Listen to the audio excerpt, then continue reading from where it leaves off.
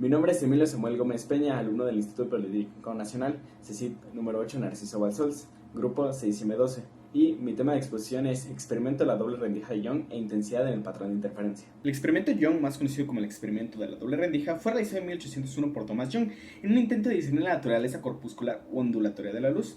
Young comprobó un patrón de interferencias en la luz procedente de una fuente lejana al difractarse en el paso por dos rejillas, resultado que contribuyó a la teoría de la naturaleza ondulatoria de la luz. La naturaleza corpuscular de la luz estaba basada principalmente en los trabajos de Newton, la naturaleza ondulatoria en los trabajos clásicos de Hooke y Huygens. Debido a la influencia de Newton y la poca habilidad de Huygens para desarrollarla matemáticamente, la teoría ondulatoria quedó descartada durante un siglo, pero los experimentos sobre la naturaleza de la luz de Newton le llevaron a formular su teoría, en la cual determinaba que la luz está formada por corpúsculos y se propaga en línea recta y no por medio de ondas. Además, explicó fenómenos como la reflexión, debido al rebote de los corpúsculos sobre la superficie reflectora. La refracción, que explicó con la existencia de unas fuerzas atractivas que provocaban cambios en la dirección de propagación y la velocidad de las partículas. Sin embargo, este modelo era incapaz de explicar las interferencias luminosas, los fenómenos de difracción y el hecho de que los cuerpos no perdían masa al emitir corpúsculos. La teoría de Newton fue severamente criticada por la mayor parte de sus contemporáneos entre Hooke y Huygens, quienes sostenían ideas diferentes defendiendo una naturaleza ondulatoria. Huygens elaboró la teoría ondulatoria de la luz partiendo del concepto de que cada punto luminoso de un frente de ondas puede considerarse una nueva fuente de ondas. Este es el denominado principio de Huygens. A partir de esta teoría explicó la reflexión y la refracción de la luz, ya que son fenómenos típicos de las ondas. Sin embargo, no pudo explicar la propagación de la luz en el vacío, ya que se pensaba que todas las ondas necesitaban un medio material para propagarse. Aunque este experimento se presenta habitualmente en el contexto de la mecánica cuántica, fue diseñado mucho antes de la llegada de esta teoría para responder a la pregunta de si la luz tenía una naturaleza corpular o si más bien consistía en ondas viajando por el éter. La formulación moderna permite mostrar tanto la naturaleza ondulatoria de la luz como la dualidad onda-corpúsculo de la materia. Posteriormente, la experiencia ha sido considerada fundamental a la hora de demostrar la dualidad onda-corpúsculo, una característica de la mecánica cuántica. El experimento también puede realizarse con electrones, protones o neutrones, produciendo patrones de interferencia similares a los obtenidos cuando se realiza con luz. Pero ahora, expliquemos el experimento. En una cámara oscura se deja entrar un haz de luz por una rendija estrecha. La luz llega a la otra pared intermedia con dos rendijas. Al otro lado de esta pared hay una pantalla de proyección o una placa fotográfica. Cuando ambas están abiertas, se obtiene una figura de interferencia con rayas oscuras y otras brillantes. Este patrón de interferencia se explica fácilmente a partir de la interferencia de las ondas de luz. Al combinarse la luz que procede de dos rendijas, de manera muy similar a como las ondas en la superficie del agua se combinan para crear picos y regiones más planas, en las líneas brillantes la interferencia es de tipo constructiva. El mayor brillo se debe a la superposición de ondas de luz coincidiendo en fase sobre la superficie de proyección. En las líneas oscuras la interferencia es destructiva, con prácticamente ausencia de luz a consecuencia de la llegada de ondas de luz de fase opuesta. La cresta de una onda se superpone sobre la valla de otra.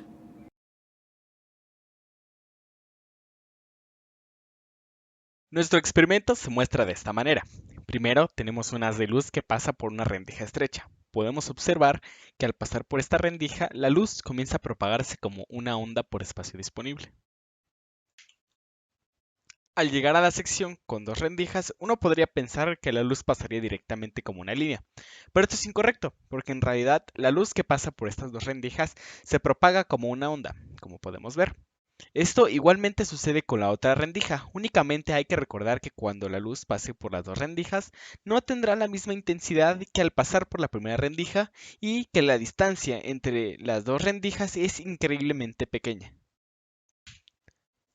De esta manera, las ondas comienzan a traslaparse una sobre la otra, y en donde se traslapen de manera constructiva tendremos un punto brillante, y donde se traslapen de modo destructivo tendremos obscuridad.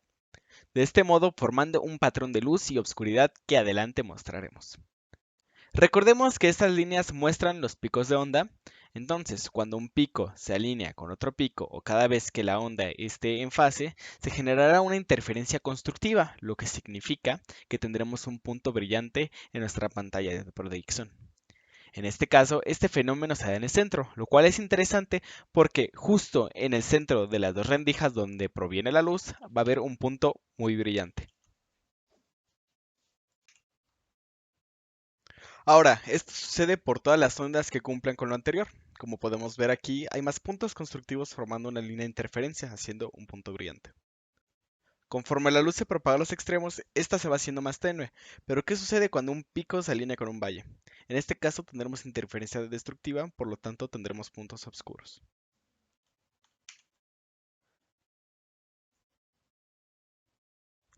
Si mostramos gráficamente este efecto, podemos ver que en el centro tenemos un punto muy brillante. Después este se va a cero y este se va a otro punto brillante. Regresa a cero y después a otro punto brillante. Como ya había mencionado, la luz comienza a verse más tenue mientras se aleja del centro. Esta gráfica nos muestra la intensidad de luz en un punto. Veamos una fórmula para la interferencia constructiva, cuando hay un punto brillante. Esta comienza como delta X, la diferencia entre la longitud de la ruta. A esto me refiero que a partir de las dos rendijas va a haber un camino de interferencia constructiva hasta llegar a la pantalla de protección, y como tenemos dos rendijas, van a haber dos caminos que lleven al mismo punto, uno saliendo de cada rendija. Uno de estos caminos lo llamaremos X1 y al otro lo llamaremos X2. Delta X nos dice que sus valores deben de ser correspondientes a múltiplos de lambda, o sea, 0, lambda, 2 lambda, 3 lambda, etc. Veamos que desde el centro ambos caminos se dirigen al mismo punto. Como podemos ver, estas dos longitudes tienen el mismo tamaño. Por lo tanto, no hay diferencia entre longitudes, por lo tanto, delta X es igual a 0. Pero, ¿qué sucede cuando vamos a otro punto brillante que no es el del centro? Vemos que igualmente hay dos caminos, uno saliendo de cada rendija, pero uno es más largo que el otro, en este caso X2. La fórmula nos dice que delta X tiene un valor correspondiente a múltiplos de lambda, pero ¿cuáles son esos múltiplos? Estos múltiplos o valores se les llama orden, el orden de los puntos constructivos. Entonces veamos la relación. Delta X en el centro es igual a 0, por lo tanto este es el orden 0. El siguiente punto brillante sería el primer orden, porque tiene la longitud de onda de diferencia entre dos longitudes. El siguiente sería el segundo orden, por tener dos longitudes de onda de diferencia entre longitudes. Como podemos ver, aquí está por qué los valores de delta X son múltiplos de lambda.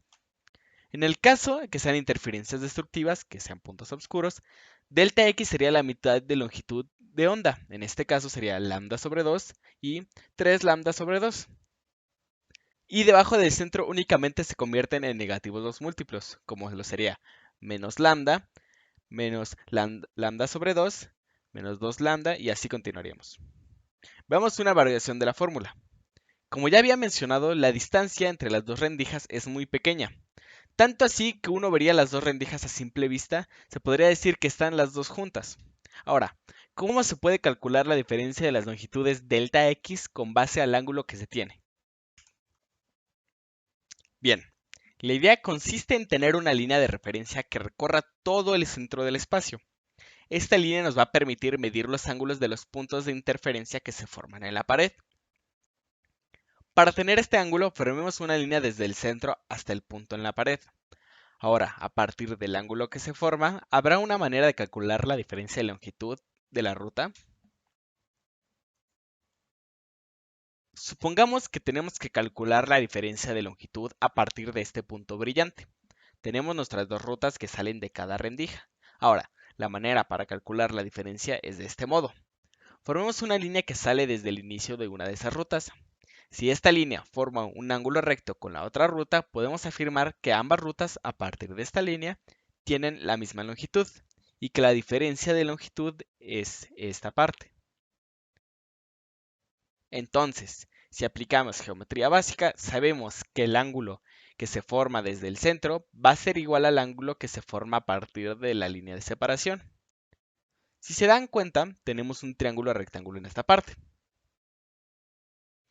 Veamos que ya tenemos este ángulo, que tenemos una distancia entre rendijas y únicamente nos falta conocer la diferencia de longitud entre las rutas. Para esto utilizaremos la ley de senos que nos dice que el seno de θ es igual al lado opuesto sobre la hipotenusa. En este caso sería la diferencia de longitud de la ruta sobre la distancia entre rendijas, la cual llamaremos d.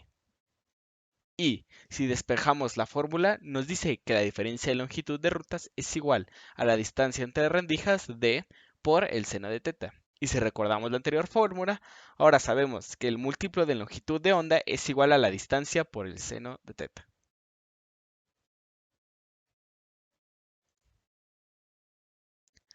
¿Cómo podemos calcular la intensidad en un punto de la pared a partir de las dos ondas? Debemos tener en cuenta que existe un ángulo dentro de las ondas en los puntos brillantes. Este lo llamaremos phi. Este es la diferencia en la fase entre ondas y este va desde 0 hasta 360, en donde cuando tenemos 180 grados hay una interferencia destructiva, por lo tanto no hay luz en este punto. Si queremos calcular la intensidad en el punto más brillante de la onda, en donde phi valdría 0, la fórmula sería que la intensidad es igual a 4 veces la intensidad de cada rayo de luz. Pero, en caso de que no sea el punto más brillante o que el valor de phi sea diferente a 0, esto sería de la siguiente manera. Nuestra fórmula nos dice que la intensidad de esta va a ser igual a 4 veces la intensidad inicial de cada rayo de luz por el coseno al cuadrado de phi sobre 2. Ahora, ¿cómo podemos conocer el valor de phi a partir del ángulo θ que ya conocíamos? La fórmula nos dice que phi va a ser igual a la diferencia de longitud de onda sobre la longitud de onda por 360. Y de esta manera podemos calcular la intensidad. Ahora veamos un problema.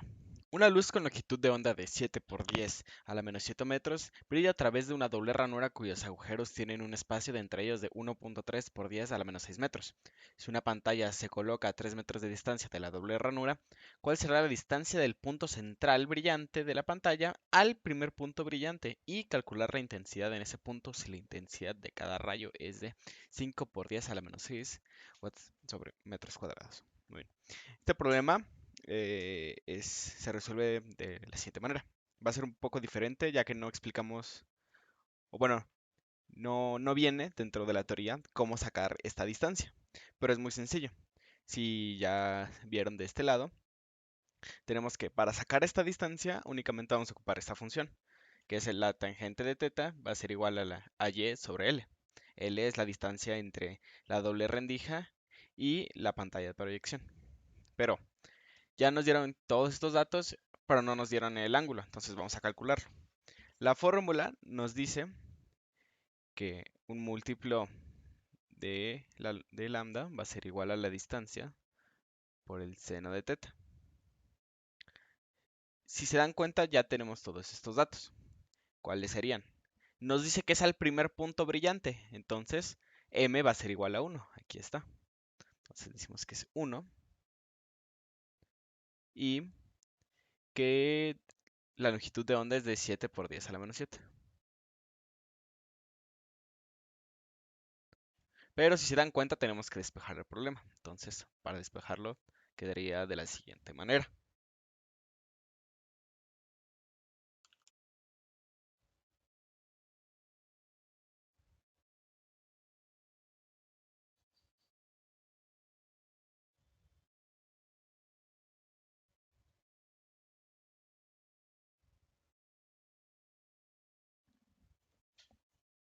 Entonces, ya que tenemos nuestra fórmula, sí, únicamente vamos a sustituir los valores. Sería θ va a ser igual al seno menos 1 de... Como este es un 1, no necesitamos ponerlo, pero pues, si lo quiero poner, da igual. Sería 7 por 10 a la menos 7 metros sobre 1.3 por 10 a la menos 6 metros. Y esto nos daría un valor de que θ, que es el ángulo, sería 32.5789 grados. Aquí ya tenemos el ángulo de θ. Si lo quieren ver como se explicó en la teoría, sería de este modo. Tenemos aquí nuestros dos caminos al primer punto brillante. Tenemos nuestro triángulo rectángulo. Ya sabemos que el ángulo que se forma aquí va a ser el mismo que está aquí. Entonces ya únicamente utilizamos nuestra fórmula. Ahora, ya que tenemos el ángulo, solo nos falta calcular y, que es la distancia del centro al primer punto brillante. Y este sería que y va a ser igual a la tangente de 32.5791 grados por la longitud, que son 3 metros. Y nos dice que Y tiene un valor de 1.9170 metros. Y ya tenemos la primera parte del problema, que es calcular Y. Únicamente nos falta calcular la intensidad en este punto de brillante. Entonces, aquí tenemos nuestra fórmula. Como no se nos está diciendo un ángulo de phi, vamos a tener que calcularlo. Entonces, aquí tenemos la fórmula de la intensidad y aquí está la de phi. Entonces, vamos a calcular phi. Voy a ocupar este espacio. Phi va a ser igual a la distancia, que es 3 metros, por el seno de 32.57 sobre la longitud de onda, o lambda, que es 7 por 10 a la menos 7 metros, por 360 grados. Esta fórmula también aparece con radianes, pero como vamos a ocupar grados, se multiplica por 360. Entonces, el valor de phi sería 360 grados o 0 grados. En este caso, ya que sabemos que phi es este ángulo, no sería necesario ocupar esta fórmula, porque si recordamos, phi cuando estén en 0 grados va a ser el punto más brillante, y esto es el punto más brillante, pero de todos modos vamos a ver cómo quedaría con esta fórmula. Entonces nos dice que la intensidad, vamos a ocupar este espacio, que la intensidad es igual a 4 veces la intensidad de cada rayo, que en este caso es 5 por 10 a la menos 6, por el coseno al cuadrado de phi, que es 360, sobre 2, nos daría que la intensidad es igual a 2 por 10 a la menos 5 sobre metros cuadrados. Y aquí está la otra parte del problema. Lo que les hablaba es que explícitamente no se nos está diciendo el ángulo de phi, pero se nos está diciendo que es el siguiente punto brillante. Entonces podríamos asumir que phi es igual a 0, pero aquí ya lo calculamos que phi es igual a 360. Y si ocupamos únicamente la fórmula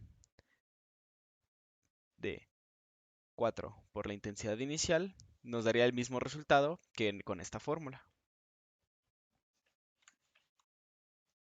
Eso sería todo de mi parte. Muchas gracias por su atención.